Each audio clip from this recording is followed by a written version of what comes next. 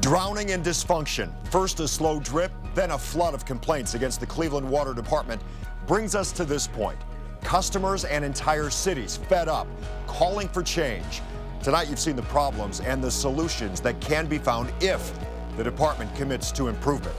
But we've uncovered another strong-arm tactic, and this one could cost you your home. Chief Investigator REGAN caught the water department going after what some families spend a lifetime trying to achieve. Simply put, it's the American dream, but we found the Cleveland Division of Water is trying to destroy that for thousands of families. They're preying on families and individuals who are, stressed out in many ways in other situations, and to add this on is very difficult. That's how SHERRI Gordon describes what happened to her sister's home. Our mortgage went from, a normal mortgage to about $4,500. $4,500 per month, right. What did that do to you? It caused us to have to, sell the home. I mean, we would have foreclosed, we would have lost the home. And it all began with a $3,000 bill for water she says they never used. And despite repeatedly questioning how their bill could suddenly skyrocket, SHERRI says they received no answers until the monthly mortgage arrived. They cowardly passed the bill or the invoice on to our mortgage holder. That's right. Instead of providing answers, Cleveland Water allowed the bill to escalate to over $30,000 and slapped it onto the mortgage as a tax lien.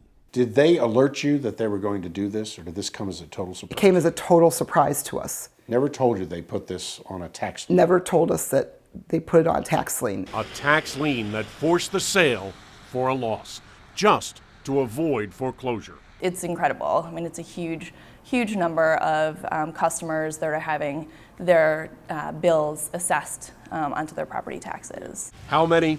We found nearly 8,000 water tax liens on homes across Cuyahoga County over just the last 3 years. In fact, Cleveland Water has been so aggressive, nearly 4 times as many homeowners are facing tax liens since 2013. We showed our findings to the Cleveland Legal Aid Society. Does this contribute to the foreclosure crisis? I think it does contribute to the foreclosure crisis. A crisis that since 2012 created more than 25,000 foreclosures in Cuyahoga County alone.